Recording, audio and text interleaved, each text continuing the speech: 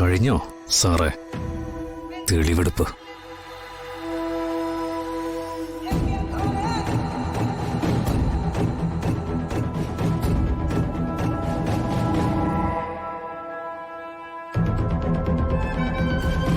ഞാൻ മോശമാണെന്ന് നെത്തിക്ക് ബോധ്യപ്പെടുത്തി കൊടുക്കാൻ വേണ്ടി വന്നതല്ലേ?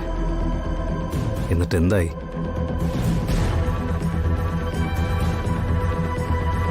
നീ കളിക്കുന്നത് ജീവനോടാടാ.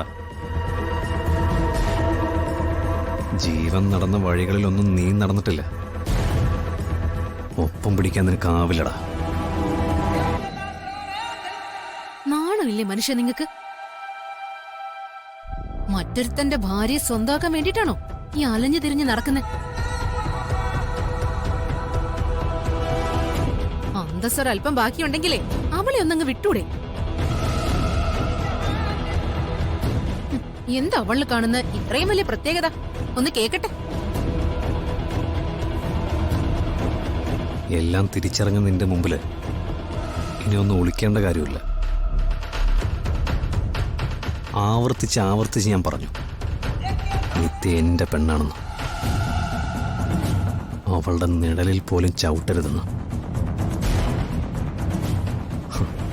അങ്ങനെ ഒരുത്തൻ ചവിട്ടിയ അതിന്റെ കൂലി അവന്റെ ജീവന.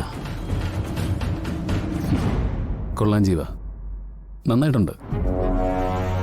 പ്രത്യേകിച്ച് നിങ്ങൾ രണ്ടുപേരുടെ ഈ കൂട്ടുകെട്ട്. അത് പിന്നെ അങ്ങനെയാണല്ലോ. ഈ ക്രിമിനൽ സ്വഭാവമുള്ള രണ്ടുപേർക്ക് ഒന്നിക്കാൻ സാധിക്കും.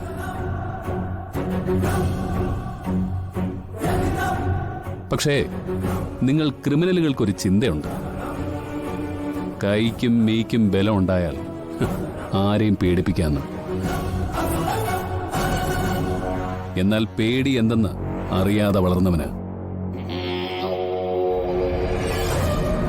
അത് നിന്നെപ്പോലെ ഇവനെപ്പോലെയും ഗുണ്ടായിസം വശമുള്ളതുകൊണ്ടല്ല, മനുഷ്യനെ അറിയാവുന്നതുകൊണ്ട്. മണ്ണിനെ സ്നേഹിച്ചതുകൊണ്ട്, മണ്ണിൽ പണിയെടുത്തതുകൊണ്ട്.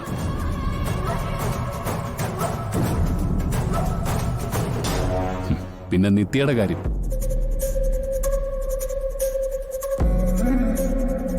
നീ കരുതുന്നത് പോലെ അവൾ നിന്നെ സ്നേഹിക്കുന്നൊന്നുമില്ല. അവളുടെ കഴുത്തിൽ നീ കെട്ടിക്കൊടുത്തൊരു താലിയുണ്ടല്ലോ, അതിന് അവളൊരു ബഹുമാനം കൊടുക്കുന്നു. അത്രേ ഉള്ളൂ.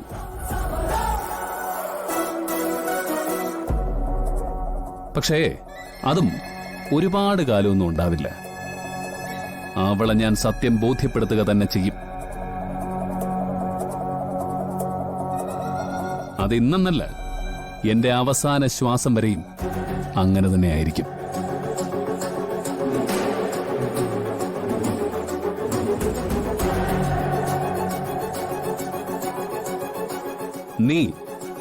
നീ എന്റെ നേരെ കൈ ഉയർത്തിയ പാടത്തെ കളവെട്ടിക്കളയുന്ന പഴയൊരു ശീലമുണ്ട് എനിക്ക്.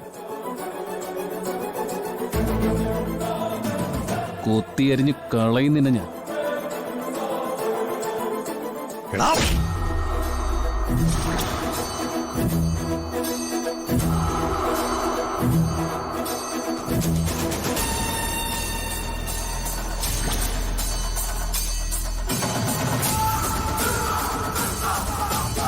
ഹരിയുടെ ദേഹത്ത് തൊട്ടുപോകരുത്.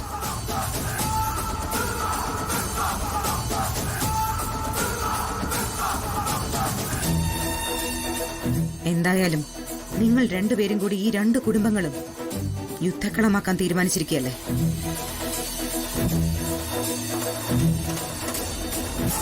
നിങ്ങളെ തടയാൻ ഹരി മുന്നിലുണ്ടാവും. ഞങ്ങൾ ഇവന്റെ പിന്നിലും.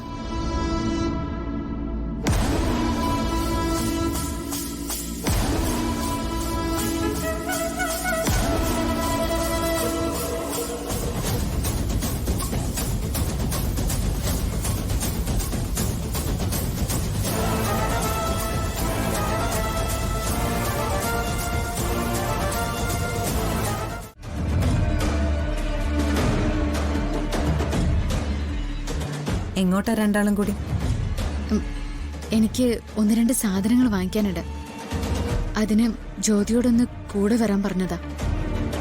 പുറത്തേക്കുള്ള യാത്ര നല്ലതാ. പറഞ്ഞതുപോലെ മനസ്സിനൊരു സ്വസ്ഥത കിട്ടും.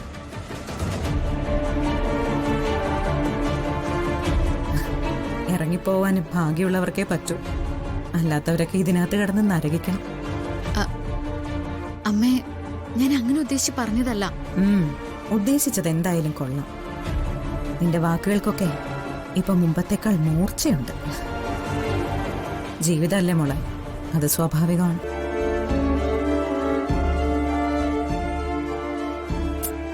അമ്മയുടെ പ്രശ്നം എന്തുവാ? നിത്യേച്ചി ഇപ്പൊ പുറത്തു പോകുന്നത് ഇഷ്ടമല്ലെങ്കിൽ അത് പറ.